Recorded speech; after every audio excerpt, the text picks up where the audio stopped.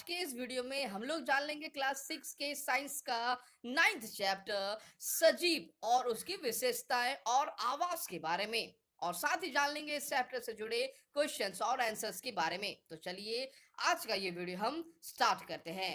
Friends, जैसा आप सभी देख पा रहे हो, इस चैप्टर का हेडिंग है सजीव, विशेषताएं और आवास। तो फ्रेंड्स, चलिए सबसे पहले हम ये बात जान लेते हैं कि आखिर इस चैप्टर्स में हमें कौन सी बातें बताई गई हैं। तो फ्रेंड्स, इस चैप्टर्स में आपको सजीव, उनकी क्या विशेषताएं होती है, किसी सजीव की क्या विशेषताएं होती हैं उनसे अलग होने की किसी निर्जीव के साथ, यानी सजीव को आप कैसे रिकॉग्नाइज कर पाओगे, कैसे पहचान पाओगे, उसकी क्या विशेषताएं होती है, क्या होता है अनुकूलन, इसके बारे में भी आपको इस चैप्टर्स में काफी अच्छे से समझाया गया है। जिस प्रकार आप जानते हो कि विभिन्न तरह के जो सजीव होते हैं, जो प्राणी होते हैं, जो जीवधारी होते हैं, वो विभिन्न प्रकार के एनवायरनमेंट या वातावरण में रहते हैं, वो भी अपने हिसाब से, ठीक है ना।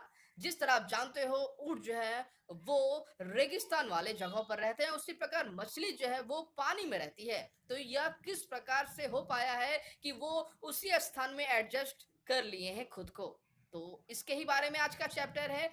तो फ्रेंड्स, चलिए अब हम लोग जान लेते हैं इस चैप्टर्स के हेडिंग्स में जो बातें आपको बताई गई हैं। जैसा आप सभी देख पा रहे हैं, सजीव, विशेषताएं एवं आवास।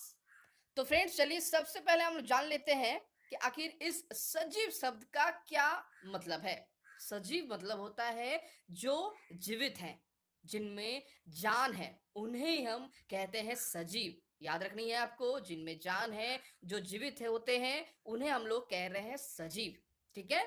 अब है कि ये विशेषताएं क्या होती है। विशेषता एक निर्दिष्ट एक गुण होता है, ठीक है ना, जो किसी सजीव को आसपास के एनवायरनमेंट में, जो भी आसपास में जो भी वातावरण में मौजूद है, उनसे वो अलग करती है। एक स्पेशल फीचर्स है, कुछ निर्दिष्ट जो है वो गुण होते हैं, क्वालिटीज होती हैं, विशेषताएं। अब है कि ये सजीव की विशेषताएं कहने से आप क्या समझते हो। तो फ्रेंड्स, सजीव की विशेषताएं कहने का मतलब, सजीव जैसा मैंने कहा जो जीवित है, ठीक है ना, तो जीवन के गुण, ठीक है ना, यानी प्रॉपर्टीज ऑफ लाइफ, जीवन के कुछ गुण होते हैं सजीव के, ठीक है ना, उसी विशेषताओं के बारे में आपको इस चैप्टर्स में बताई गई हैं। तो वो क्या है, चलिए जानते हैं। वो है वृद्धि करना, विकास करना, श्वसन करना, उद्दीपन करना, गति करना, प्रचलन करना, ये सभी सजीवों की विशेषताएं होती है। और यही विशेषताएं उन्हें किसी भी सजीव को निर्जीव वस्तुओं से अलग करती है। इसे आपको समझाया गया है इस चैप्टर्स में काफी अच्छी तरह से। अब हमें जानना है कि आखिर इस आवास शब्द का क्या मतलब होता है।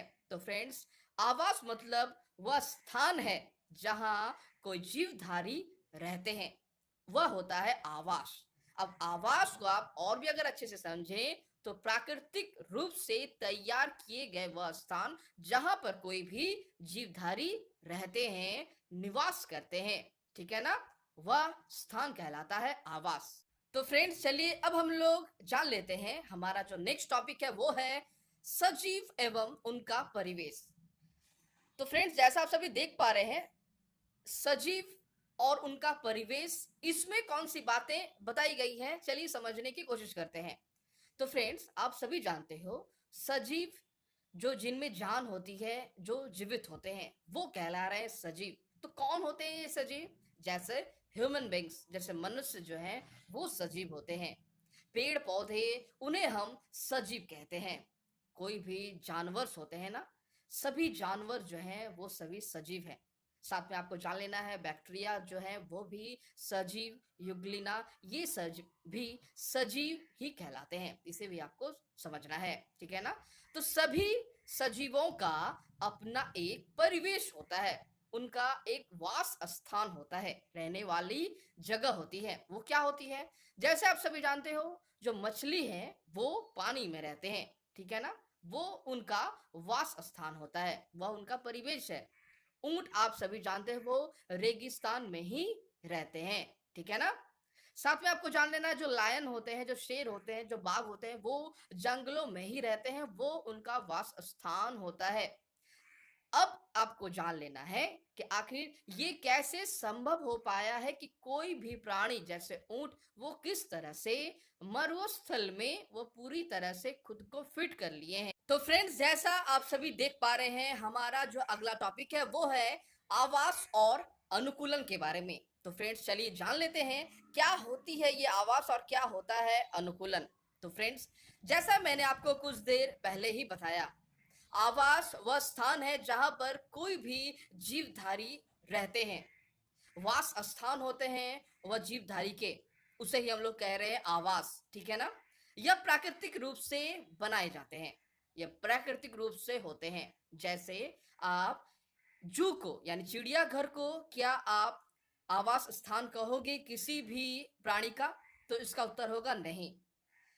चिड़ियाघर वो प्राकृतिक वास स्थान या प्राकृतिक आवास नहीं है, वह कृत्रिम है, वह मनुष्यों द्वारा बनाया गया है, ठीक है ना। गुफा, पेड़ पौधे, वन जंगल, ये सभी प्राकृतिक आवास वाले स्थान होते हैं जहां पर जीवधारी रहते हैं। अब है हमें समझना कि अनुकूलन आखिर क्या होता है। तो फ्रेंड्स, अनुकूलन वह प्रक्रिया है जिसमें जीवधारी या फिर आप बोल सकते हैं जिसमें पेड़ और पौधे किसी ऐसे वातावरण में रहते हैं, ठीक है ना, जहां पर वो खुद को अपने वातावरण के साथ सुट कर लेते हैं, फिट कर लेते हैं या फिर एडजस्ट हो जाते हैं, उसी वातावरण में खुद को वो ढाल लेते हैं। वह प्रक्रिया अनुकूलन कहलाती है, ठीक है ना। ये अनुकूलन होता क्या है इसे अगर हम समझें, जैसा आप सभी जानते हो, जो रेगिस्तान में रहते हैं ऊंट, किस प्रकार से रेगिस्तान में ऊंट रह पाते हैं, दूसरे किसी तरह के जानवर जो हैं वो नहीं रह पाते हैं। रेगिस्तान में जो ऊंट के रहने का जो प्रक्रिया है, जो यह पूरी तरह से अनुकूलन कहलाता है। खुद को वह जो है ऊंट, वह खुद को इस तरह से ढाल लिया है कि वह अब आसानी से रेगिस्तान में रह पाता है, सरवाइव कर पाता है, जीवित है। जैसे आप सभी जानते हो कि ऊंट जो होते हैं उनके पैर जो हैं काफी लंबे होते हैं, ठीक है ना, और उनके जो खुर होते हैं वो काफी नरम होते हैं। वो ऊंट काफी कम मात्रा में पानी भी पीता है और उत्सर्जन की प्रक्रिया भी काफी कम परिमाण में ही हो पाती है। यानी आप सभी जानते हो जो मरुस्थल में जो पानी होती है वो काफी कम पाया जाता है। तो ऐसे ही प्राणी जैसे ऊंट, जिसके बारे में मैंने कहा, तो वो जैसे अपनी विशेषताओं को दर्शा रहा है, अपनी शारीरिक विशेषताओं को, तो वह सिर्फ वहीं पर वो रह सकता है। यानी अनुकूलन वह प्रक्रिया है जिसमें जो पौधे होते हैं या फिर जानवर होते हैं किसी ऐसे वातावरण में खुद को ढाल लेते हैं, वह प्रक्रिया ही अनुकूलन कहलाती है, ठीक है ना। यह प्रक्रिया एक दिन में संभव नहीं है। ऐसा करने से, ऐसा जो हुआ है, ठीक है ना, जो ऊंट जो मरुस्थल में जो रह रहे हैं इसमें काफी साल लग गए हैं, हजारों साल लग गए हैं, लाखों साल लग गए हैं, तभी ऊंट जो है उस स्थान को ग्रहण करने योग्य उनका शरीर बन पाया है। इसे आपको समझनी है, ठीक है ना। तो फ्रेंड्स, जैसा आप इन पिक्चर्स में भी देख पा रहे हो, ऊंट के लंबे जो है वो गर्दन है, ठीक है ना। लंबे गर्दन के कारण वो क्या करती है, आसानी से जो भी पेड़ पौधे हैं उनके पत्तियों को वो आसानी से खा पाती है। यह भी अनुकूलन का ही प्रमाण है या फिर उदाहरण है। उनके पैर लंबे होते हैं तो जो मरुस्थल की जो ऊष्मा है, जो हीट है, वह उनके शरीर तक नहीं पहुंच पाती है। नरम खुर होते हैं, ठीक है ना, जिनके कारण से क्या होता है, वो जो ऊष्मा है उनके बॉडी पर संचारित नहीं हो पाती है। उनके कुबड़ जो है आप देख पा रहे हो, ऊंट में कुबड़ पाया जाता है, वो कुबड़ में वसा संचित होती है जो उन्हें एनर्जी भी प्रोवाइड करती है। यह बात भी आपको जान लेनी है फ्रेंड्स।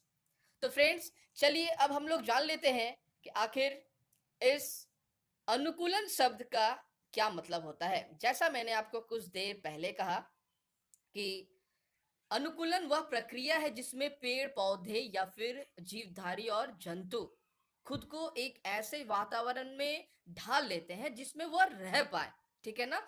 अब वहां पर वो आसानी से रह पाते हैं, वह प्रक्रिया ही अनुकूलन कहलाती है। लेकिन यह प्रक्रिया किसी 1 साल में, 2 साल में नहीं बन पाती है। इसे होने के लिए हजारों साल, लाखों साल लग जाते हैं। तो फ्रेंड्स, जैसा आप सभी देख पा रहे हैं, अनुकूलन किसे कहते हैं? जिन विशिष्ट संरचनाओं अथवा स्वभाव की उपस्थिति किसी पौधे अथवा जंतु को उसके परिवेश में रहने के योग्य बनाती है, अनुकूलन कहलाती है। विभिन्न जंतु का विभिन्न परिवेश होता है। जैसा मैंने आपको कहा कि जो मछलियां हैं वो पानी में रहती है, ऊंट जो है वो रेगिस्तान में रहते हैं। विभिन्न जानवरों का विभिन्न तरह से रहने वाला परिवेश होता है, अनुकूलन अलग अलग होता है। ठीक है ना? तो फ्रेंड्स, चलिए अब हम लोग जान लेते हैं इस आवास शब्द का क्या मतलब होता है। जैसा मैंने आपको कुछ देर पहले कहा कि किसी सजीव का वह स्थान जिसमें वह रहता है उसका आवास कहलाता है। यह आवास प्राकृतिक रूप से बनाए जाते हैं। ठीक है ना?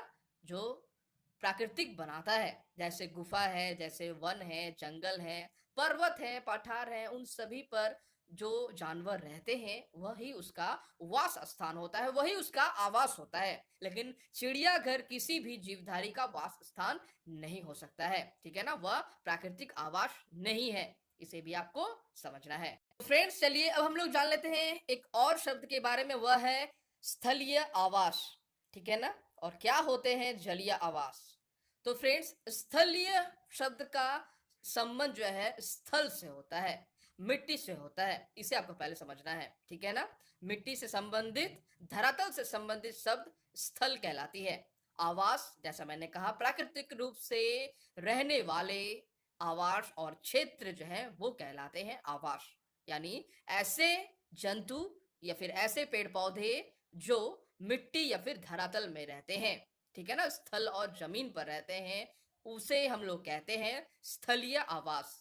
बहुत सारे ऐसे जगह हैं जिसे हम स्थलीय आवास कहते हैं। वह है वन, घास के मैदान, मरुस्थल, तटीय एवं पर्वतीय क्षेत्र। ये सभी स्थलीय आवास के ही उदाहरण हैं। ठीक है ना? स्थल में रहने वाला जो वास स्थान होता है। ठीक है ना?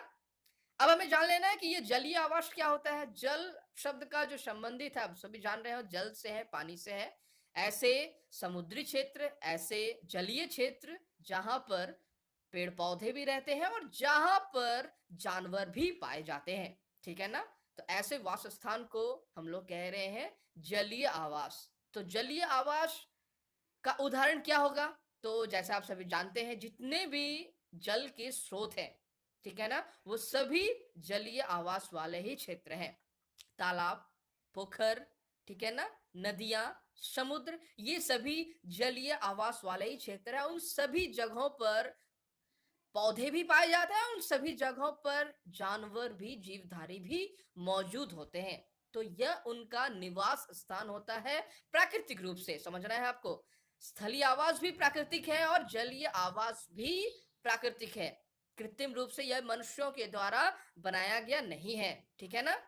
तो फ्रेंड्स, चलिए अब हम लोग जान लेते हैं जैव घटक और अजैव घटक के बारे में। जैसा आप सभी देख पा रहे हैं पिक्चर्स में भी, क्या होते हैं ये जैव घटक और क्या होते हैं ये अजैव घटक। तो फ्रेंड्स, जैसा आप सभी जानते हो, हम जो रह रहे हैं ना अपने वातावरण में, हम जो ह्यूमन बींग्स रह रहे हैं, हम जितने भी सजीव और निर्जीव जो रह रहे हैं ना अपने आसपास में, अपने वातावरण में, अपने निवास स्थान में, तो हम सभी एक तंत्र के अंतर्गत हैं। हम एक सिस्टम के अंतर्गत हैं। उस सिस्टम का नाम है इकोसिस्टम्स। हिंदी में कहें तो वह पारिस्थितिक तंत्र कहलाता है। ठीक है ना? जितने भी सारे उनमें सजीव हैं, जो भी उनमें निर्जीव हैं, वो सभी एक दूसरे से संबंधित हैं।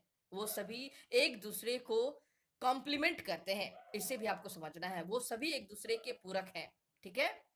जैसे आप सभी एग्जांपल्स के लिए आप समझो, जैसे जो प्लांट्स होते हैं, जो जिनमें जो सजीव होते हैं, ठीक है ना, प्लांट्स तो जीवन होता है उनमें। जैसे मैंने कहा, सजीव के रूप में हम कह रहे हैं प्लांट्स को, पौधों को।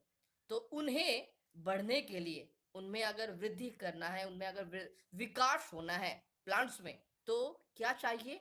मिट्टी चाहिए। ठीक है ना? लेकिन मिट्टी जो है वो निर्जीव है ना? जल चाहिए, जल भी निर्जीव है, याद रखना है आपको। तो तो क्या विदाउट मिट्टी से, मिट्टी के बिना, पानी के बिना क्या प्लांट्स बढ़ पाएंगे? नहीं। अगर प्लांट्स नहीं बढ़ेंगे तो क्या हम खाद्य पदार्थ के रूप में हम क्या ग्रहण करेंगे? आप लोगों ने तो फर्स्ट के चैप्टर्स में भी पढ़ा कि खाद्य पदार्थ के रूप में हम क्या ग्रहण करते हैं, ठीक है ना? आपने जाना। तो अगर पौधे नहीं रहेंगे तो हम भी कुछ ग्रहण नहीं कर पाएंगे एज अ भोज्य पदार्थ के रूप में, ठीक है ना? तो हम हमारा तो अस्तित्व नहीं बचेगा। तो आप देख पा रहे हो किस तरह से रिलेशन है मिट्टी के साथ, जल के साथ पौधों का, और पौधों के साथ मनुष्य का, जीवधारियों का, ठीक है ना? और जीवधारी जो भी बाघ होते हैं, जो भी एनिमल्स होते हैं, ठीक है ना? वो सभी मरने के बाद जब वो डेड पोजीशंस में हो जाते हैं, मर जाते हैं, तो उनका भी विघटन होता है। और विघटन होने में जो बैक्टीरिया होते हैं, जो वायरस होते हैं, जो बहुत ही सूक्ष्म जो जीवधारी होते हैं, वो अब सहायता करते हैं उनके शरीर के विघटन के लिए। ये पूरा संपूर्ण जो पानी हो या फिर वन हो, जंगल हो, हम मनुष्य हैं, पेड़ पौधे हो, मिट्टी हो, सूर्य का प्रकाश हो, वो सभी एक तंत्र, एक सिस्टम से बंधे हुए हैं। इस सिस्टम्स में किसी भी एक भी अवयव और कंपोनेंट अगर सही रूप से, सुचारू रूप से अगर नहीं चले, तो फिर मुश्किल हो जाएगा हमारे इस ह्यूमन बींग्स, हमारा जो मनुष्य जाति है, उस पर संकट आ सकती है। इसे आपको समझना है। इस पूरे तंत्र को हम लोग कह रहे हैं इकोसिस्टम, पारिस्थितिक तंत्र, ठीक है ना? अब वहीं से वो दो शब्द लिया गया है, जैव घटक और अजैव घटक। क्या होते हैं जैव घटक और क्या होते हैं अजैव घटक? चलिए समझते हैं। जैव शब्द का संबंध होता है जीवन से, ठीक है ना? और अजैव शब्द का मतलब होता है जिसमें जीवन नहीं है। तो और घटक शब्द का क्या अर्थ होता है? घटक मतलब होते हैं अवयव, ठीक है ना? जीवन से संबंधित अवयव वो क्या होते हैं, इसे आपको समझना है। तो जीवन से संबंधित अवयव होते हैं पेड़ पौधे, जंतु। इसे हम लोग कह रहे हैं जैव घटक। किसी आवास में पाए जाने वाले सभी जीव जैसे पौधे और जंतु उसके जैव घटक हैं। याद करना है आपको, ठीक है ना? ये जैव घटक होते हैं। जैव वर्ड का मतलब होता है जीवन से संबंधित, ठीक है? अजैव घटक हुआ कि जो जिसमें जीवन नहीं है, जो जीवित नहीं है, वो हुआ अजैव। और घटक, जैसा मैंने आपको कहा, तो ऐसे ऐसे तत्व होते हैं जिसमें जीवन नहीं है, ठीक है ना? जैसे एग्जांपल्स, उदाहरण के रूप में कहें, चट्टान है, मिट्टी है, वायु है, जल है, इन सभी को हम लोग कह रहे हैं अजैव घटक। लेकिन आपको याद रखना है विशेष रूप से इन दोनों का रिलेशन है। मैंने आपको कहा पारिस्थितिक तंत्र में भी बताया, और आगे के ऊंचे के क्लास में, हायर क्लास में आप जानोगे काफी अच्छी तरह से कि इकोसिस्टम्स क्या होता है, ठीक है ना? पारिस्थितिक तंत्र क्या होता है, कैसे इनके बीच में एक रिलेशन है, कैसे संबंध वो रखते हैं, ठीक है ना? इसे आपको समझना है। तो फ्रेंड्स चलिए अब हम लोग जान लेते हैं कि अंकुरित शब्द का आखिर क्या मतलब होता है। तो फ्रेंड्स, जैसा आप सभी जानते हो अंकुरण के बारे में, किसी निश्चित अवधि और समय के पश्चात जब बीज, जो बीज होते हैं, जो सीड्स होते हैं, वो विकास करना शुरू करते हैं, ठीक है? उस अवस्था को हम लोग कहते हैं अंकुरण। ध्यान से आपको समझना है, और इस बात को मैंने आपको चैप्टर 1 में भी बताया था, चैप्टर 2 में भी बताया था, ठीक है ना? एक निश्चित समय होता है बीजों का अंकुरण होने में, ठीक है, यानी विकास होने में। एक निश्चित अवधि के बाद जब बीज बढ़ने लगते हैं, उनमें विकास होना शुरू हो ही होता है, उस अवस्था को हम लोग कहते हैं अंकुरण। बीजों में से एक व्हाइट कलर का, पतला कलर का, एक आप देखोगे एक संरचनाएं, एक सफेद संरचना निकलती हैं, ठीक है ना? उसे हम लोग कह रहे हैं अंकुरण। तो फ्रेंड्स, इस प्रकार आपने जाना कि छोटे से छोटे बीज में भी अगर उसे विकास करना है तो अजैव घटक की कितनी आवश्यकताएं होती है। तो फ्रेंड्स चलिए अब हम लोग संक्षेप में जानने की कोशिश करते हैं कुछ स्थलीय आवास के बारे में। क्या होता है स्थलीय आवास? मैंने आपको कुछ देर पहले बताया कौन सा वो जगह है जिसे हम लोग स्थलीय आवास कह सकते हैं। उनमें से एक नाम है मरुस्थल, ठीक है ना? मरुस्थल वो जगह है जहां पर, वो जो जगह है वो मृत होती है, जहां पर मिट्टी जो है वो नहीं पाई जाती है। वह स्थान जो होता है वो अनुपजाऊ होता है। इसे आपको समझना है। जहां बालू और पत्थर ही पाए जाते हैं वह स्थल कहलाता है मरुस्थल, जहां पर वर्षा भी काफी कम पाई जाती है और जहां जीवन यापन करना काफी असंभव होता है। वह जो स्थान है अनुकूलन के लिए पर्याप्त नहीं है। लेकिन फिर भी ऐसे बहुत सारे जगह हैं जैसे रेगिस्तान मरुस्थल जो है वहां पर ऊंट जो है आसानी से रह पा रहे हैं। यह अनुकूलन से ही संभव हो पाया है। जैसा आप सभी जानते हो ऊंट जो है उसके बारे में कुछ देर पहले मैंने कहा, ठीक है ना। ऊंट के अनुकूलन के बारे में, जैसा उसके पैर लंबे होते हैं, ठीक है ना, उनके पैरों में जो खुर होते हैं काफी नरम होते हैं और जो ऊष्मा होती है उनके शरीर तक नहीं पहुंच पाती है, काफी आसानी से वो रह पाते हैं, ठीक है ना। बहुत और ऊंट जो है वो दिन में निकलते हैं, बहुत ही कम पानी भी पीते हैं और उत्सर्जी की क्रिया जो है वो भी बहुत कम मात्रा में होती है। और उनके लंबे गर्दन होते हैं, लंबे लंबे पत्तियों को तोड़कर वो खाते हैं अगर कहीं पर पेड़ दिखाई देते हैं। रेगिस्तान में आप सभी को पता है जो रेगिस्तान में जो भी पौधे होते हैं ना वो पौधे का एक विशेष संरचनाएं होती है। जैसे नागफनी का पौधा जो है उसमें कांटे नुमा जो है पौधे वहां पर ज्यादा पाए जाते हैं। आपको समझना है कि आखिर ऐसा क्यों होता है। आप सभी जानते हैं जो नागफनी का पौधा है या फिर ऐसे क्षेत्र मरुस्थलीय पौधे जो कांटे नुमा होने का कारण है कि उनके जो पत्ते होते हैं, ठीक है ना, उनके पत्ते कांटे का रूप ले लेते हैं और उनके तने का जो काम है वो प्रकाश संश्लेषण की क्रिया करना होता है। वो तना उसका खाना बनाता है और पत्ते जो है वो कांटानुमा हो जाता है क्योंकि वहां पर पानी तो नहीं है ना। और पानी ना होने के कारण उनकी जो जड़ें हैं काफी नीचे तक जाती है। ऐसे आपको समझना है, ऐसे कटीले पौधे की जड़ें काफी नीचे तक होती है, ठीक है ना, पानी को प्राप्त करने के लिए ऐसा होता है। और पानी उनके बॉडी से उनके शरीर से ना निकले इसीलिए उनके पत्तों का आकार जो है वो कांटे जैसा हो जाता है, ठीक है ना, ताकि वाष्पोत्सर्जन की क्रिया नहीं जितना कम हो सके उतना हो। यानी पानी को तो बाहर नहीं निकाल पाना है इसका मतलब, क्योंकि पानी तो मिलती नहीं है मरुस्थल में। इसीलिए उनके पौधों की भी शारीरिक संरचना कुछ ऐसे होती है। जो भी पेड़ पौधे हैं वो कांटानुमा ही होते हैं। तो फ्रेंड्स चलिए अब आपको जान लेना है कि आखिर ऊंट के अलावा और क्या मिलते हैं। ऊंट के अलावा यहाँ पर आप देखोगे सांप भी होते हैं बहुत सारे जगहों पर, चूहे भी होते हैं, वो गड्ढे पे रहते हैं काफी नीचे, ठीक है ना। जिस तरह आप पिक्चर्स में भी देख पा रहे हो मरुस्थलीय जंतु हैं, सांप हैं, कुछ चूहे हैं जो बालू से काफी नीचे अवस्थित हैं गड्ढों पर, ठीक है ना, वो रात में निकलते हैं। नेक्स्ट हमें जान लेना है पर्वतीय क्षेत्र में जो होती है वो क्या होते हैं। तो फ्रेंड्स पर्वतीय क्षेत्र वह स्थान है जो अपने आसपास के इलाकों से काफी ऊंचा होता है, उसे हम लोग पर्वतीय क्षेत्र कहते हैं। पर्वतीय क्षेत्र जो है उसमें काफी प्रकार के पेड़ पौधे होते हैं, काफी कलरफुल होता है, काफी जो है रंगीन वाला वो जगह होता है, ठीक है ना। तो इस प्रकार से वहां पर जो पाए जाने वाले जो जंतु होते हैं वह भी असाधारण ही होते हैं। वह काफी तेज दौड़ सकते हैं, वो खुर होते हैं, बहुत सारे ऐसे जानवर हैं जो खुर के कारण वह पहाड़ों पर आसानी से चढ़ पाते हैं, ठीक है ना। आप जानते हो पर्वतों पर ज्यादातर जो है विशेष प्रकार से जो जानवर होते हैं वो विकसित होते हैं। पर्वतों के इलाके के अनुकूल के हिसाब से ही वहां पर जानवरों का विकास होता है, ठीक है ना। ऐसे जानवर जो पर्वतीय क्षेत्र में रह पाते हैं इसे आपको समझना है।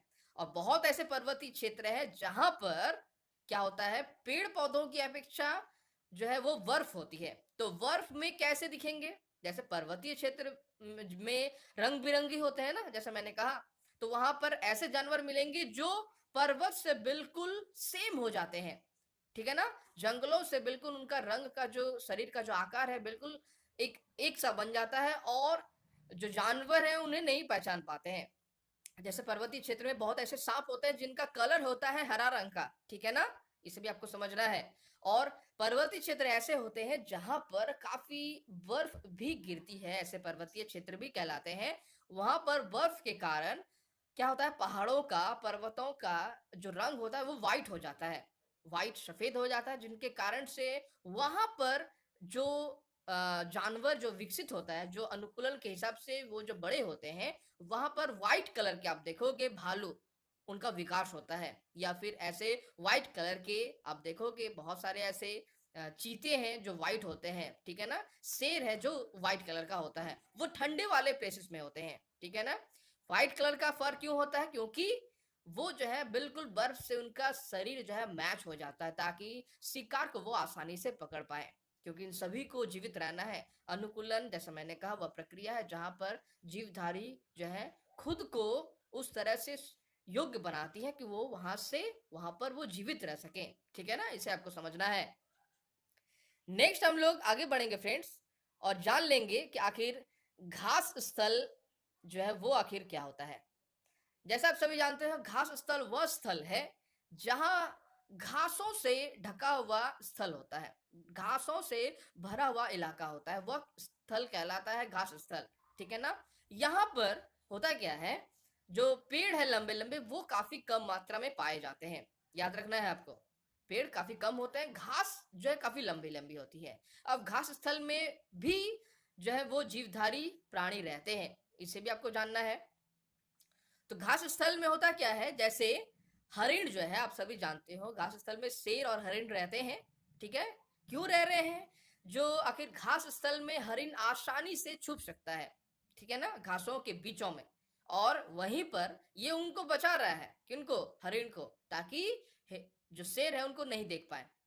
अब है अनुकूलन उनके बॉडी का कैसा होता है हिरन के, कि वो तेज भाग सके, किसके तुलना में? शेरों की तुलना में, बाघों की तुलना में, चीतों की तुलना में। इसीलिए आप देखोगे कि बहुत सारे टाइम कि जो चीते हैं, बाघ हैं, वो काफी पकड़ने की कोशिश करते हैं हिरणों को, ठीक है ना? वो घास वाले स्थान में रहते हैं, और जो शेर है वह भी उन्हें पकड़ने की पूरी कोशिश करता है। यह अनुकूलन के कारण हो पाया है, अनुकूलन के कारण ही ऐसा संभव हो पा रहा है कि हिरण जो है उनके भी जो पैर होते हैं काफी लंबे होते हैं, काफी तेज वो भाग पाते हैं, ठीक है ना? तो फ्रेंड्स, जैसा मैंने आपको घास स्थलों के बारे में बताया, हर वो जगह, विशिष्ट जगह, चाहे घास स्थल हो, पर्वतीय क्षेत्र हो या फिर मरुस्थल हो, सभी जगहों पर शारीरिक संरचनाएं जो है वो जानवरों के अलग अलग होते हैं, ताकि वो वहां पर आसानी से रह पाए, एग्जिस्ट कर पाए, उनका अस्तित्व जो है वो बचा रह पाए, ठीक है ना?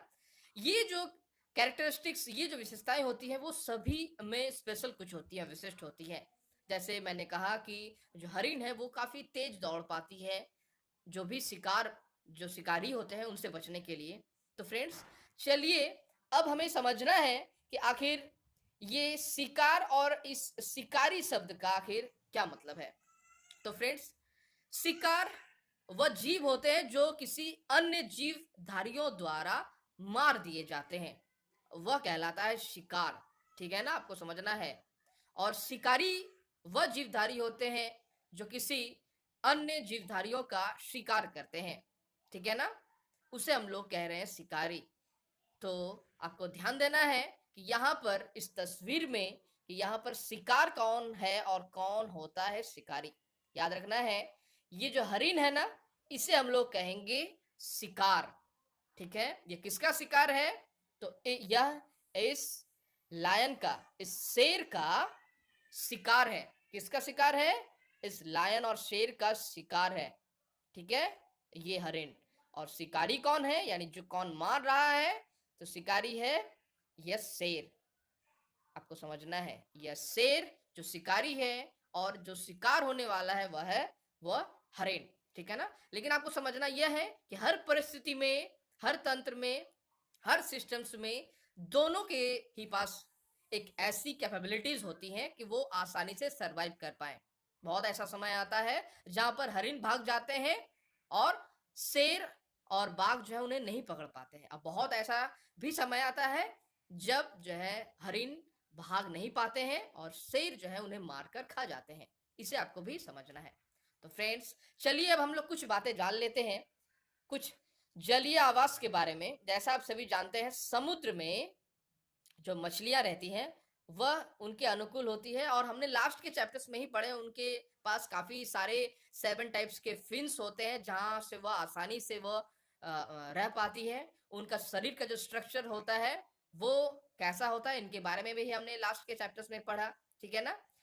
तो किस तरह से वो उनका गिल्स जो है वो वर्क करता है। गिल्स जो है स्पेशली बना होता है मछलियों का सिर्फ पानी से ऑक्सीजन को अवशोषित करने के लिए, ठीक है ना। अगर उन्हें आप बाहर रख दो मछली को, तो वो जो है वो पानी से अगर जैसे ही बाहर रख देता तो वो नहीं बच पाएंगे, वो मर जाएंगे, क्योंकि उनका जो गिल्स है वो तो वर्क ही नहीं करेगा, वो काम ही नहीं करेगा, क्योंकि उनका जो गिल्स, जैसा मैंने कहा, एक विशिष्ट संरचनाएं होती हैं जो पानी में घुलित जो ऑक्सीजन है उनसे वो बाहर ऑक्सीजन को निकाल लेती है, वो सरवाइव कर पाती है, वो जीवित रहती है, ठीक है ना।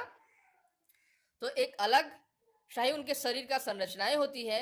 अगर उसी तरह हम बात करें डॉल्फिन के बारे में, ठीक है ना, तो डॉल्फिन भी उनमें गिल्स तो मौजूद नहीं होता है, लेकिन वो फिर कैसे सांस लेती है, कैसे वो जीवित रह पाती है, तो उनमें वात छिद्र होता है। वात छिद्र कहने का तात्पर्य यह है कि उनमें ऑक्सीजन को लेने की, ग्रहण करने की एक ऐसा क्षमता होती है, जिसे आप कह सकते हो जिस तरह हमारे पास है नोस्ट्रिल्स जो है ना, हमारे पास नासा छिद्र है, नासा द्वार है, उसी प्रकार वह वात छिद्र होता है, जिसके स्थान से वह स्थान है जहां से वह आराम से ऑक्सीजन ग्रहण कर पाए, ठीक है ना। तो फ्रेंड्स, अब हम लोग जान लेंगे सजीवों की विशेषताओं के बारे में, वो भी संक्षेप में समझने की आपको कोशिश करने हैं फ्रेंड्स।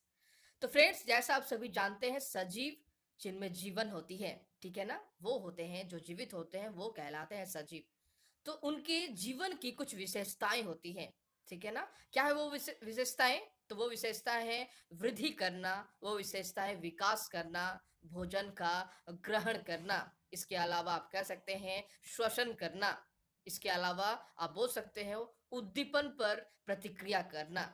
ये है किसी सजीव की विशेषताएं। अगर ये विशेषता किसी भी निर्जीव में अगर दो एक विशेषताएं अगर दिखाई देती हैं, तो क्या हम उसे सजीव कहेंगे? इसका उत्तर होगा नहीं। जैसा आप सभी जानते हैं, बादल भी गति करते हैं, क्या वो सजीव है? सूर्य भी प्रतिदिन पूरब से उगकर पश्चिम में डूब जाता है, तो क्या वो सजीव है? इसका उत्तर होगा नहीं। चंद्रमा भी, वह भी गति करती है, उनके भी आकार में परिवर्तन होता है, तो क्या वो सजीव है? इसका उत्तर होगा नहीं। बस, कार, वाहन एक जगह से दूसरे जगह में मूव करते हैं, क्या वो सजीव कहलाएंगे? इसका उत्तर होगा नहीं। जैसा मैंने कहा, सजीवों के जीवन की कुछ विशिष्ट बातें होती हैं, कुछ विशेषताएं होती हैं, कुछ गुण होते हैं। चलिए वो गुण के बारे में हम जान लेते हैं। जैसा आप सभी देख पा रहे हैं, सभी सजीवों को भोजन की आवश्यकताएं होती है। यह सजीवों का सबसे पहला गुण है। जितने भी सारे जीवधारी जो सजीव हैं, ठीक है ना, याद रखना है, जीवधारी जिसमें जीवन होते हैं, जो जीवन को धारण किए हुए रहते हैं, उन्हें हम लोग कहते हैं जीवधारी, ठीक है ना। तो जितने भी सारे जीवधारी हैं, उन सभी को भोजन की आवश्यकता हो रही है। जैसा आपने कुछ देर पहले भी पढ़ा, जो शेर हैं उन वे भी एक जीवधारी हैं, उन्हें भी भोजन की आवश्यकता पड़ रही है, ठीक है ना, उन्हें भी भूख लगती है। तो जितने भी सारे जीवधारी हैं उन सभी को भूख लगती है, उन्हें भोजन की आवश्यकता होती है। तो फ्रेंड्स, क्या होता है इस भोजन शब्द का मतलब, चलिए जानते हैं। तो तो फ्रेंड्स, जैसा आप सभी जानते हैं, भोजन एक पौष्टिक आहार है जिसे जीवधारी अपने जीवन को बनाए रखने के लिए और वृद्धि और विकास के लिए ग्रहण करते हैं। उन्हें हम लोग कहते हैं भोजन, उस पदार्थ को भोजन कहते हैं, ठीक है ना। यह जीवधारी के लिए अत्यंत आवश्यक है। अगर किसी भी जीवधारी को अगर अस्तित्व का अगर उसको बचाना है, तो भोजन की आवश्यकता पड़ती है। अब हम लोग जान लेंगे एक और विशेषताएं के बारे में, वह है कि सभी जीवधारियों में वृद्धि होती है, ठीक है ना। आप सभी जानते हैं जितने भी जीवधारी होते हैं वो छोटे से धीरे धीरे बड़े होते रहते हैं, चाहे वह मनुष्य ही क्यों ना हो। हम सभी कुछ दिन पहले तक 3 में पढ़ते थे, 4 में पढ़ते थे, आज 6 में आ चुके हैं, ठीक है ना, यानी हमारा वृद्धि हो रहा है। आप सभी जानते हैं जो भी जितने भी जीवधारी हैं उन सभी के संतान होते हैं और धीरे धीरे वो बढ़ते रहते हैं। पेड़ पौधों को भी आपने देखा होगा, वो धीरे धीरे बढ़ते ही रहते हैं। बीजों का भी अंकुरण के बारे में आपने देखा कि बीज भी अंकुरित होते हैं और धीरे धीरे वो पेड़ पौधे का रूप ले लेते हैं, यह होता है वृद्धि। तो फ्रेंड्स, वृद्धि शब्द का क्या मतलब होता है, चलिए उसे समझने की कोशिश करते हैं। वृद्धि वह प्रक्रिया है जिसके कारण से किसी भी जीवधारियों में, उनके आकार में, उनके उम्र में एक विकास होता है, उसे हम लोग कहते हैं वृद्धि। ठीक है ना?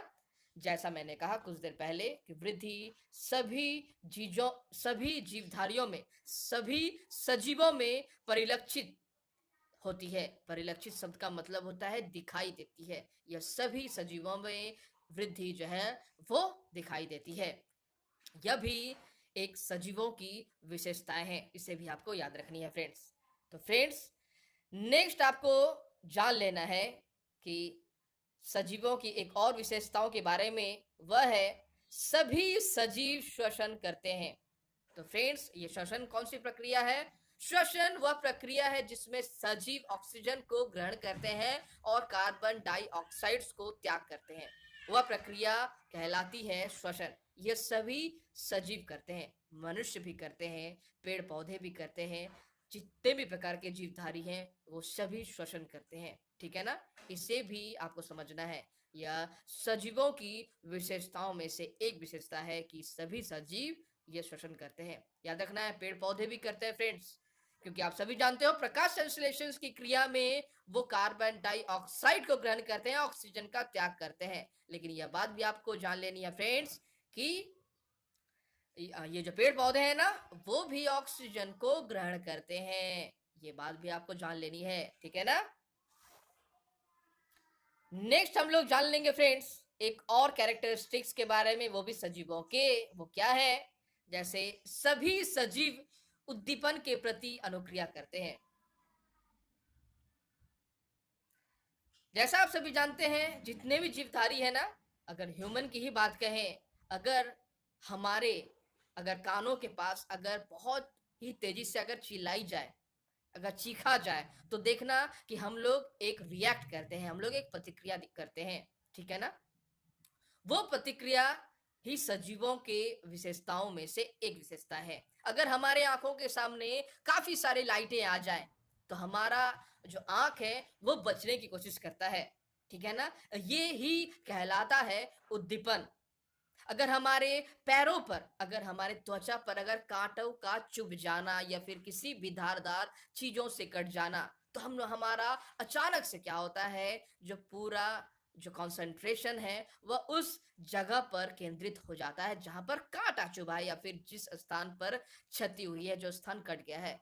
यह कहलाता है उद्दीपन।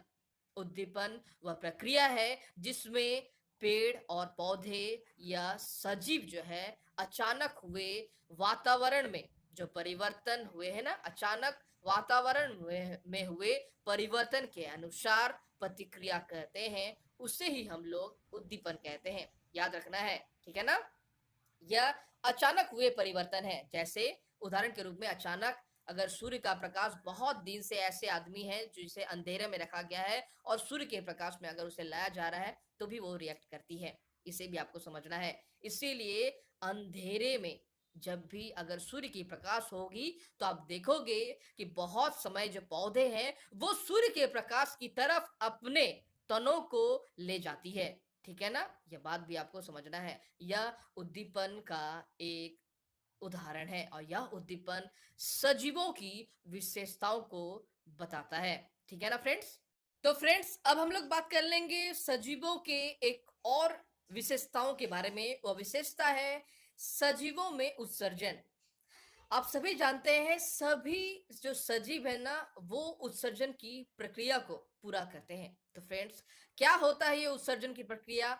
चलिए उसे समझने की कोशिश करते हैं। तो फ्रेंड्स, उत्सर्जन वह प्रक्रिया है जिसमें सजीव अपने शरीर में उपस्थित जो भी अपशिष्ट पदार्थ, वर्ज्य पदार्थ या फिर उत्सर्जी पदार्थ को बाहर निकालते हैं, उसे हम उत्सर्जन की प्रक्रिया कहते हैं। तो उत्सर्जन की प्रक्रिया वह प्रक्रिया है जिसमें सजीव जो है अपशिष्ट पदार्थों को अपने शरीर से बाहर निकालते हैं। ठीक है ना? यह सभी सजीवों में होती है। ये पेड़ पौधों में भी होती है, या मनुष्यों में भी होती है, ये जानवरों में भी पूरी होती है। यह प्रक्रिया जो है ये सजीवों में एक विशेषताओं के रूप में इसे देखा जाता है और जितने भी सारे जीवधारी हैं वो उत्सर्जन की प्रक्रिया को पूरा करते हैं, ठीक है ना। ये उत्सर्जन की प्रक्रिया क्यों होती है? ये इसलिए होती है क्योंकि जो भोजन जो यूज किए जाते हैं, जो व्यवहार किए जाते हैं सभी सजीवों के द्वारा, उन्हीं भोजनों से एक अवशिष्ट पदार्थों का निर्माण होता है, जो अब किसी भी प्रयोग में या फिर किसी भी योग में अब शरीर में अब नहीं लाए जाते हैं, ठीक है ना। वो किसी प्रयोगों में अब नहीं लाए जाते हैं सजीवों द्वारा। तो वह पदार्थ जो अपशिष्ट हो जाते हैं, वज्र पदार्थ हो जाते हैं, जिनका कोई भी उपयोग नहीं होता है शरीरों में, अपशिष्ट पदार्थ कहलाते हैं और उन्हीं अपशिष्ट पदार्थों को उत्सर्जन के थ्रू बाहर निकाल दिया जाता है, ठीक है ना। फ्रेंड्स, अब हम लोग जान लेंगे सजीवों के एक और विशेषताओं के बारे में। वह विशेषताएं हैं कि आखिर सभी सजीव प्रजनन की क्रिया को पूरा करते हैं। आप सभी जानते हैं फ्रेंड्स, जितने भी सजीव है ना, वे सभी प्रजनन करते हैं और इसी प्रक्रिया को पूरा करते हैं, अपने वंश को आगे बढ़ाते हैं, ठीक है ना। तो फ्रेंड्स, क्या होता है प्रजनन की प्रक्रिया, चलिए समझते हैं। प्रजनन वह प्रक्रिया है जिसमें जीवधारी अपने ही जैसे बच्चों या फिर संतान को ये पैदा करते हैं, ठीक है ना। उसे हम लोग कहते हैं प्रजनन की प्रक्रिया। जैसा आप सभी जानते हैं, जो मछलियां हैं, ठीक है ना, वो भी प्रजनन की प्रक्रिया को पूरा करते हैं। छोटी छोटी मछलियों का जन्म होता है। जो भी जीवधारी, जो भी गाय हैं, गाय के बछड़े, गाय से हमें गाय के बछड़े मिलते हैं, ठीक है ना। और कुत्तों से हमें उनके बच्चे मिलते हैं। पौधों का भी प्रजनन होता है और छोटे पौधे या फिर अंकुरित हुए पौधे हमें मिलते हैं, ठीक है ना। इन्हें आपको समझना है। सभी सजीव जिसमें जीवन होती है, जिसमें जान होती है, वो सभी सजीव इस प्रक्रिया को पूरा करते हैं और हम मनुष्य भी इस प्रक्रिया को पूरा करते हैं। मनुष्य के हाथों पर आप देख पा रहे पिक्चर्स में, एक औरत के हाथों पर एक बच्चा है। उन्हीं के जैसा दिखता, मनुष्य के जैसा दिखता हुआ एक बच्चा, एक संतान, ठीक है ना। तो यह प्रक्रिया जो है प्रजनन की प्रक्रिया के द्वारा ही पूरी होती है और यह सबसे महत्वपूर्ण प्रक्रिया है किसी भी सजीवों में जो दिखाई देती है। तो फ्रेंड्स, अब हम लोग इस वीडियो में आगे बढ़ेंगे और जान लेंगे इस चैप्टर से जुड़े क्वेश्चंस और आंसर्स के बारे में। तो फ्रेंड्स, चलिए अब हम लोग देख ले रहे हैं आखिर प्रश्न नंबर 1 में हमसे क्या पूछे गए हैं। जैसा आप सभी देख पा रहे हो, प्रश्न नंबर 1, आवास किसे कहते हैं? क्या कह किसे हम आवास कहते हैं, ये आपसे पूछा जा रहा है। जैसा मैंने आपको वीडियोस में भी कहा कि आवास शब्द का मतलब होता है निवास स्थान, जहां पर जीवधारी जो है वो रहते हैं, उसे हम लोग आवास कहते हैं। और ये आवास जो होते हैं, ये दो तरह के जनरली होते हैं। एक होता है प्राकृतिक रूप से बनाए जाने वाले, ठीक है ना, नेचुरल, और एक होता है मैन मेड, जिसे जिस जिस आवास स्थान पर जो है अन्य प्राणी, वन्य प्राणी जो है वो रहते हैं, जैसे चिड़ियाघर आप कह सकते हो। तो चलिए फ्रेंड्स, देख ले रहे हैं इस क्वेश्चंस का आंसर्स हमें कैसे लिखना है। किसी स्थान का परिवेश जिसमें पौधे, जंतु एवं अन्य जीव रहते हैं, उनका आवास कहलाता है। ध्यान से समझना है फ्रेंड्स। किसी स्थान का परिवेश जिसमें प्लांट्स, जिसमें पौधे, जिसमें एनिमल्स, जिसमें जंतु और जिसमें अन्य ऑर्गेनिजम्स जो है, अन्य जीव जो है वो रहते हैं एक साथ, उनका आवास स्थान कहलाता है। अब हमें आगे लिखना है कि आवास का अर्थ है एक निवास स्थान, एक घर, ठीक है ना। आवास शब्द का मतलब होता है निवास स्थान, एक घर, जैसा मैंने आपको वीडियोस में भी बताया, ठीक है ना। नेक्स्ट आपको आगे लिखना है कि जीव अपने भोजन, अपने पानी, हवा, आश्रय और अन्य जरूरतों के लिए अपने आवास पर निर्भर करते हैं। तो फ्रेंड्स, जैसा आप सभी जानते हैं कि जो प्राणी हैं, जो जीवधारी हैं, वो आवास में क्यों रहते हैं? क्यों रहते हैं आवास में? क्योंकि वहां से उन्हें भोजन भी मिलते हैं, पानी भी मिलती है, हवा मिल रही है, आश्रय मिलती है और जितने भी प्रकार की उनकी जरूरतें हैं वो उस आवास स्थान से पूरी होती है, ठीक है ना। कई प्रकार के पौधे और जानवर समान आवास साझा करते हैं। साझा शब्द का मतलब होता है इसमें एक साथ रहते हैं, ठीक है ना। जैसे कई प्रकार के पौधे हैं, कई प्रकार के जानवर हैं, वो एक ही आवास में वो रहते हैं, ठीक है ना? जिसको हम लोग कहते हैं शेयर करना, ठीक है ना? एक ही आवास में रहते हैं और पौधे भी रहते हैं कई प्रकार के जानवर भी एक ही आवास में वो जो एनवायरनमेंट है, वो जो घर है, वो उसमें शेयर करके रहते हैं, ठीक है ना? इसे भी आपको लिखनी है। नेक्स्ट हम लोग आगे बढ़ेंगे फ्रेंड्स और देख लेंगे कि आखिर प्रश्न नंबर 2 में हमसे क्या पूछे गए हैं। आप देख पा रहे हो प्रश्न नंबर 2, कैक्टस मरुस्थल में जीवन यापन के लिए किस प्रकार अनुकूलित है? ये आपसे पूछा गया कि किस प्रकार से कैक्टस जो है वो मरुस्थल में जीवन यापन कर पाते हैं, ठीक है ना? यानी आपको इस प्रश्न के उत्तर में आपको यह लिखनी है कि कैक्टस का जो विशेषताएं हैं, उनके शारीरिक जो गठन है उस पौधे की, उसके ही बारे में आपको बतानी है कि वो कैसे संभव हो पा रहा है कि जहां मरुस्थल में किसी अन्य प्रकार का पौधा सरवाइव नहीं कर पा रहा है, ठीक है ना? वहीं पर ये कैक्टस किस प्रकार से जो है वहां पर जीवन यापन कर ले रहे हैं, ठीक है ना? तो फ्रेंड्स चलिए देख ले रहे हैं इस क्वेश्चंस का आंसर हमें किस प्रकार से लिखना है। आप देख पा रहे हो कैक्टस की पत्तियां या तो अनुपस्थित होती हैं या कांटों का रूप ले लेती हैं। जैसा मैंने आपको वीडियोस में भी बताया कि कैक्टस जो होते हैं उनका जो तना होता है ना वो प्रकाश संश्लेषण की क्रिया को संपन्न करता है, ठीक है ना?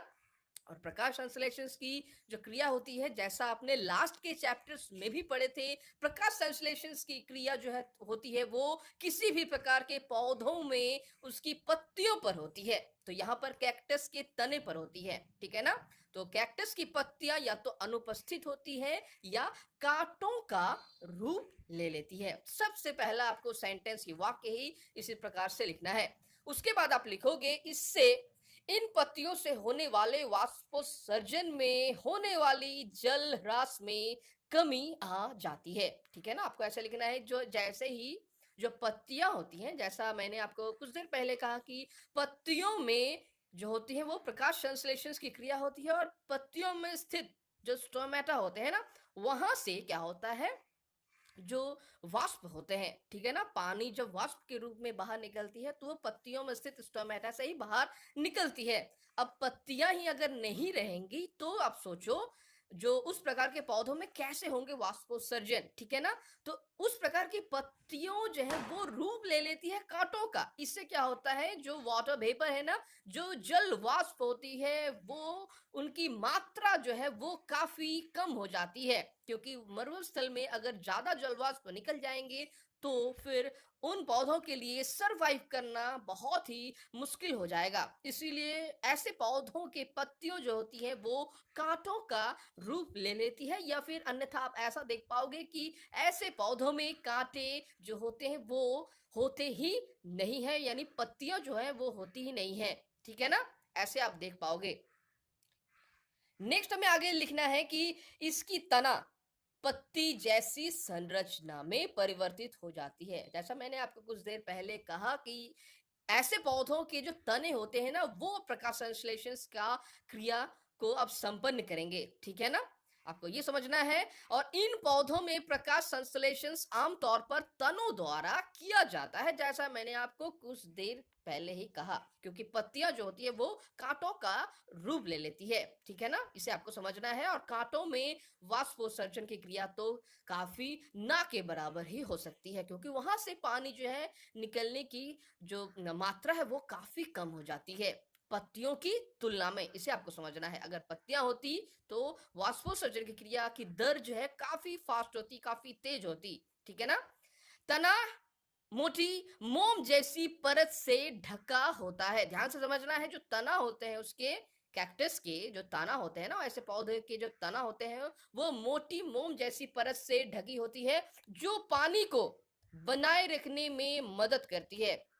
इसे भी आपको समझना है कि जो कैक्टस पौधों के जो तने होते हैं वो मोम से क्या होते हैं, एक लेयर्ड होते हैं, एक आवरण होते हैं उनके तना, ताकि जो पानी जो है वो जो निकल रही है यूज होने के बाद उनके शरीर में जो भी पानी का यूज हो रहा है, उसके बाद जो वाष्पोत्सर्जन की जो क्रिया हो रही है वो भी अब काफी कम मात्रा में बाहर निकले, क्योंकि पानी की जरूरत होती है उन्हें मरुस्थल में। अगर उन्हें जीवन यापन करनी है, अगर उन्हें जिंदा रहना है या फिर उन्हें अपने अस्तित्व को बनाए रखना है, और मरुस्थल में पानी जो है काफी कम मात्रा में मिलती है, आप सभी को पता होता है, ठीक है ना।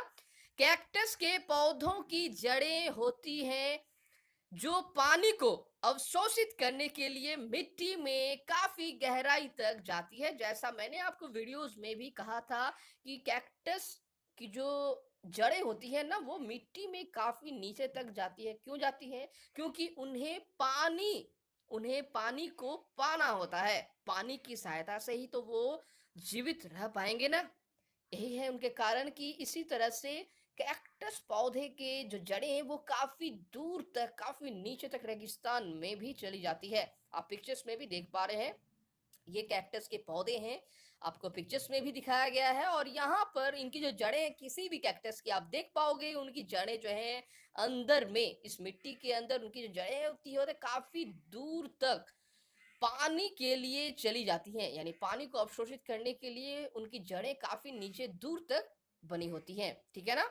अब हम लोग आगे बढ़ेंगे और देख लेंगे प्रश्न नंबर 3 में हमसे क्या पूछे गए हैं। आप देख पा रहे हैं प्रश्न नंबर 3, रिक्त स्थानों की पूर्ति कीजिए। आपको कुछ स्टेटमेंट्स, कुछ कथन दिए गए हैं और आपको वो कथन जो है वो ब्लैंक्स हैं, वो रिक्त हैं, उन्हें आपको पूरा करना है, ठीक है ना। तो चलिए फ्रेंड्स, देख लेते हैं वो कथन, वो स्टेटमेंट्स आखिर क्या है। आप देख पा रहे हैं, पौधे एवं जंतुओं में पाए जाने वाले विशिष्ट लक्षण जो उन्हें आवास विशेष में रहने योग्य बनाते हैं, डैश कहलाते हैं। तो फ्रेंड्स, आपको ध्यान से समझना है, जो पौधे होते हैं, जो प्लांट्स होते हैं, जो एनिमल्स होते हैं, जो जंतु होते हैं, उनमें एक विशेष प्रकार का लक्षण पाया जाता है, एक विशेष प्रकार की कैरेक्टरिस्टिक्स पाई जाती है, जिसके कारण से वो क्या होता है, उसी आवास के अनुसार, उसी आवास के अकॉर्डिंग वो खुद को अडेप्ट कर लेते हैं, ठीक है ना। तो उस विशेष स्थान में रहने योग्य बनाते हैं उनका शरीर, तो उन्हें हम क्या कहते हैं? उन्हें हम कहते हैं एडेप्टेशंस, और हिंदी में कहते हैं अनुकूलन, ठीक है ना। अनुकूलन आपको लिखना है, यानी जो जो विशेष लक्षण होते हैं जो उन्हें आवास में रहने योग्य बनाते हैं, अनुकूलन कहलाते हैं। अनुकूलन वह शब्द है जिसके आधार पर ही आप ये पता लगा सकते हैं कि वह पौधा जो है, वह विशिष्ट पौधा किसी भी विशिष्ट जगह पर सरवाइव कर पा रहा है, ठीक है ना। अब लिखोगे अनुकूलन कहलाते हैं, ठीक है ना। नेक्स्ट हम लोग आगे बढ़ेंगे, देख लेंगे नंबर ख में हमसे क्या पूछे गए हैं। स्थल पर पाए जाने वाले पौधे एवं जंतुओं के आवास को हम क्या कहते हैं? ऐसे पौधे, ऐसे जंतु जो स्थल पर पाए जाते हैं, उन्हें हम क्या कहेंगे? जैसा मैंने कहा, स्थल शब्द का सीधा मतलब होता है मिट्टी या धरातल, तो उन्हें हम लोग क्या कह रहे हैं? जो ऐसे पौधे, ऐसे प्लांट्स, ऐसे जंतु, ऐसे एनिमल्स जो स्थल पर रहते हैं, ठीक है ना, उन्हें हम लोग कहते हैं स्थलीय। ऐसे आवास को हम लोग कह रहे हैं स्थलीय आवास, याद रखना है। ऐसे पौधे, ऐसे जंतु जो स्थल में रहते हैं कहलाते हैं स्थलीय, उनके निवास स्थान कहलाते हैं स्थलीय आवास, ठीक है ना, क्योंकि वो स्थल में रह रहे हैं। तो आप लिखोगे स्थलीय आवास, ऐसे आवास को हम लोग कह रहे हैं स्थलीय आवास, यहां पर आपको स्थलीय लिखना है, ठीक है ना। नेक्स्ट हम लोग आगे बढ़ेंगे और देख लेंगे कि नंबर ग में हमसे क्या पूछा गया है। वे आवास जिनमें जल में रहने वाले पौधे एवं जंतु रहते हैं, ऐसे आवास स्थान को हम लोग क्या कहते हैं? तो जलीय आवास कहते हैं। जो जल में रहते हैं, जो जल में रहने वाले योग्य जो पौधे होते हैं, ठीक है ना, रहने के लिए जो पौधे, जो एनिमल्स होते हैं जो जल में रहते हैं, तो जलीय आवास हुए उनके। जो स्थल में रहते हैं उनके स्थलीय आवास हुए, ठीक है ना। मृदा, जल एवं वायु किसी आवास के डैश घटक हैं, ध्यान से समझना है। मृदा, जल एवं वायु किसी भी आवास के डैश घटक हैं, ठीक है ना। तो फ्रेंड्स, जैसा मैंने आपको वीडियोस में भी बताया कुछ देर पहले कि मृदा, जल एवं वायु किसी आवास के अजैव घटक होते हैं, ठीक है ना। अजैव घटक और जैव घटक, दो तरह के घटक जो है किसी भी आवास के साथ संबंधित होते हैं, ठीक है ना। और जहां पर जैव घटक सीधे रूप से संबंधित होते हैं जीवन से, ठीक है ना। वहीं दूसरी ओर देखा जाए अजैव घटक किसी भी आवास से इनडायरेक्टली, अप्रत्यक्ष रूप से वो जीवन से तो संबंधित होते ही हैं, लेकिन यहाँ पर मृदा, जल और वायु जो है वो अजैव घटक ही हैं। इसे भी आपको समझना है, जो लाइफ को, जो जीवन को सपोर्ट करते हैं, इसे आपको समझना है, लेकिन जिनका सीधा संबंध जीवन से नहीं होता है, इनडायरेक्टली वो यानी अप्रत्यक्ष रूप से वो जीवन से संबंधित होते हैं। आपको लिखना है अजैव घटक, ठीक है ना। और जो जैव घटक होते हैं वो क्या होते हैं, जिनका डायरेक्ट और प्रत्यक्ष रूप से संबंध होता है जीवन से, वो होते हैं जैव घटक, ठीक है। इसे आपको समझना है, इस डिफरेंस को। नेक्स्ट हम लोग आगे बढ़ेंगे और देख लेंगे कि हमारा अगला जो प्रश्न है वो क्या है। आप देख पा रहे हो, हमारे परिवेश में होने वाले परिवर्तन जिनके प्रति हम अनुक्रिया करते हैं वो क्या कहलाते हैं। ये बहुत ही अच्छा क्वेश्चन है, इसे आपको समझना है। और मैंने वीडियोस में भी बताया कि हमारे परिवेश में जो भी परिवर्तन, जो भी चेंजेस हो रहे हैं, जिसके अनुसार हम क्या करते हैं, रिएक्शंस करते हैं, हम अनुक्रिया कर रहे हैं, उस परिवर्तन के ही कारण, उस चेंजेस के कारण, उससे हम लोग क्या कहते हैं, उससे हम लोग कहते हैं उद्दीपन। याद रखना है आपको, उससे हम लोग उद्दीपन कहते हैं। उद्दीपन वह प्रक्रिया है जिसके कारण से मनुष्य या फिर जो जीवधारी है वो वातावरण में होने वाले चेंजेस के अनुसार अपना रिएक्शंस करते हैं, अनुक्रिया को कहते हैं, ठीक है ना। मैंने आपको कहा था, जैसे अचानक से आपके जो पैर हैं किसी कांटे में चुभ जाते हैं, तो रिएक्शंस आपका क्या होता है, वह रिएक्शंस, वह अनुक्रिया उद्दीपन कहलाता है, ठीक है ना।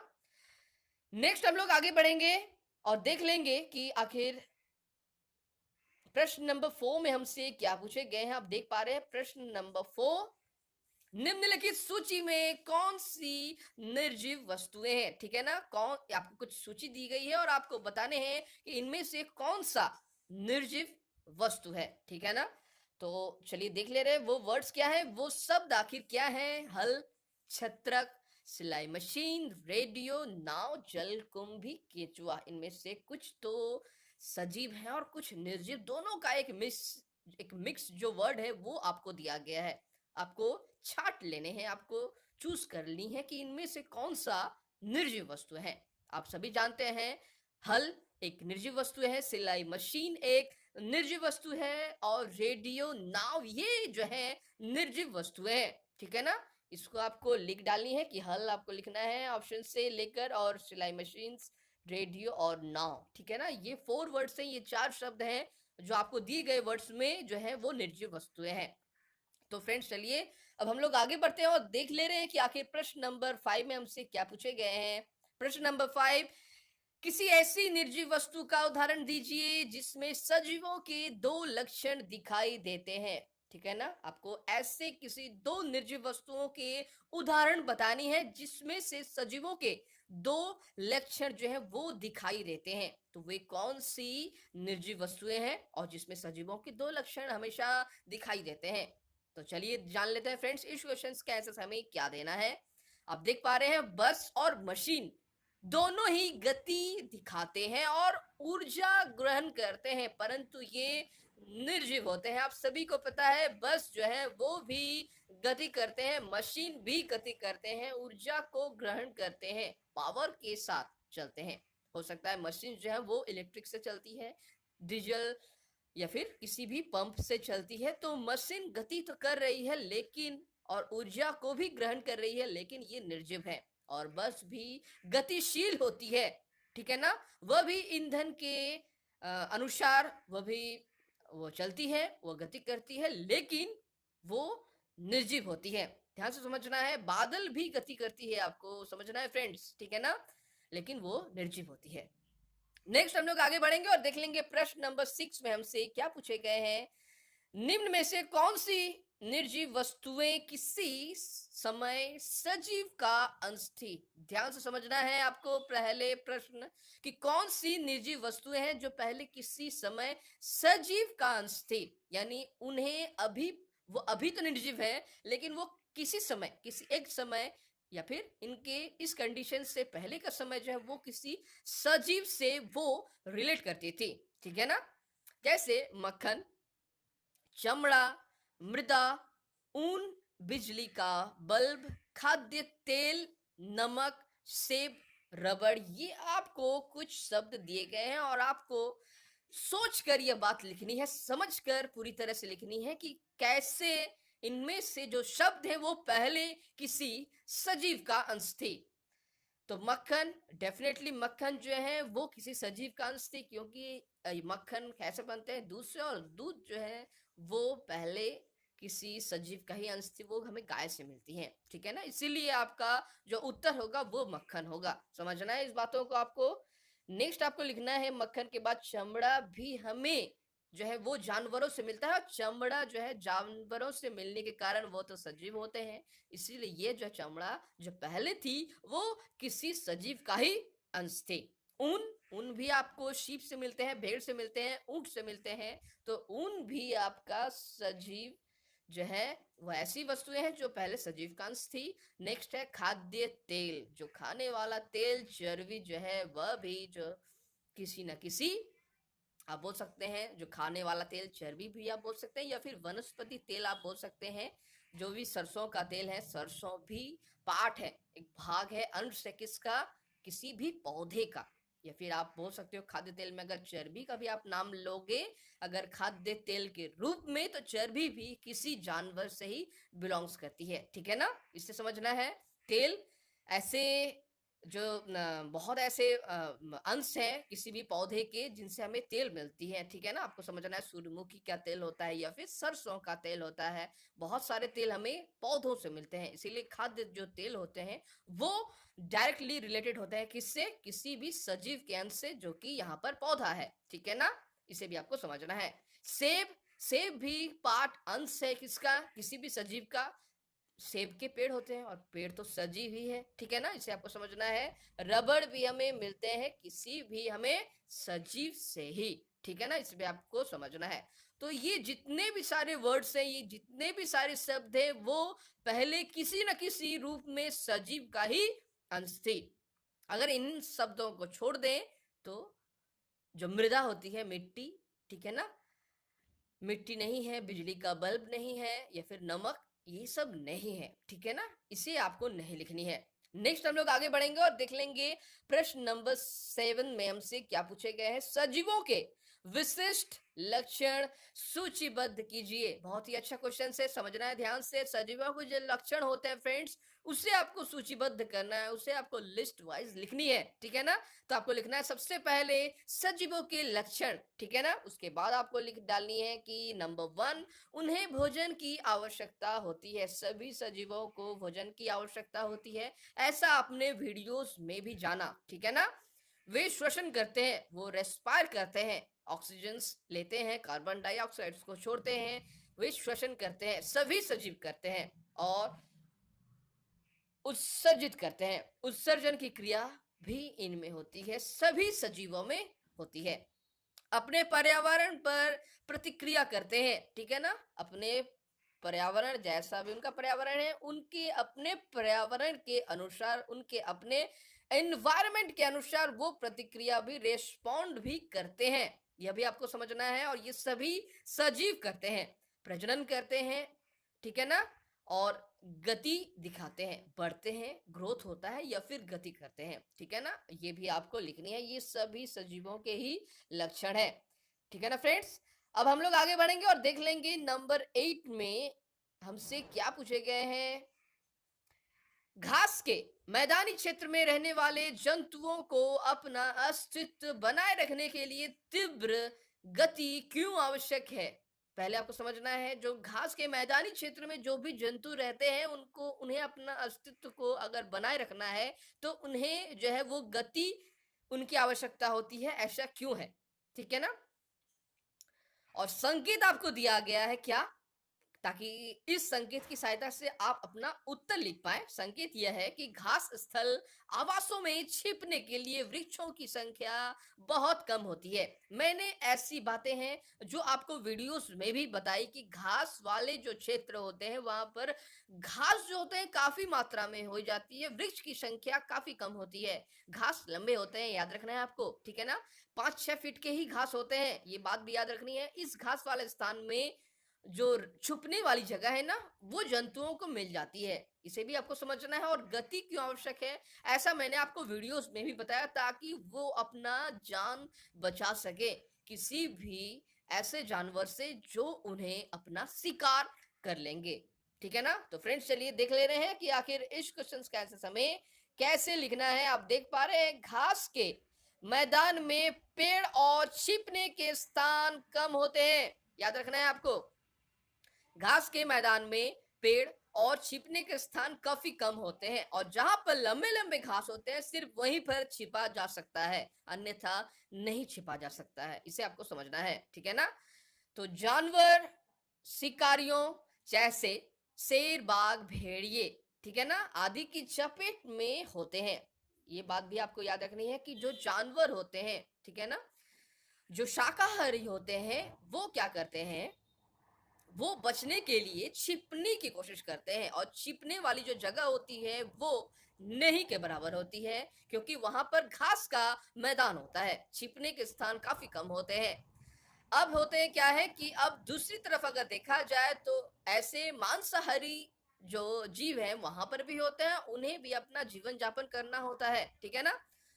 तो अब है दोनों कंडीशंस दोनों तरफ से आपको दिखाए जा रहे हैं। एक तरफ आपको बताया जा रहा है मांसाहारी जीव जो है, जैसा आप देख पा रहे हैं, तेंदुए जो होते हैं, बाघ होते हैं, ये प्रेजेंस होते हैं, ये उपस्थित होते हैं। वहीं दूसरी तरफ प्रेजेंस होते हैं, उपस्थित होते हैं हिरण जैसे शाकाहारी जीव, ठीक है ना। अब दोनों को बचना है, ठीक है ना। अब दोनों को बचना ये है कि दोनों को सरवाइव करनी है, दोनों को जीवन यापन करना है, ठीक है ना। अब है कि स्पीड क्यों इंपॉर्टेंट है, क्यों गति आवश्यक है। जैसा मैंने कहा कि केवल जीवित रह सकते हैं और बच सकते हैं, ठीक है ना,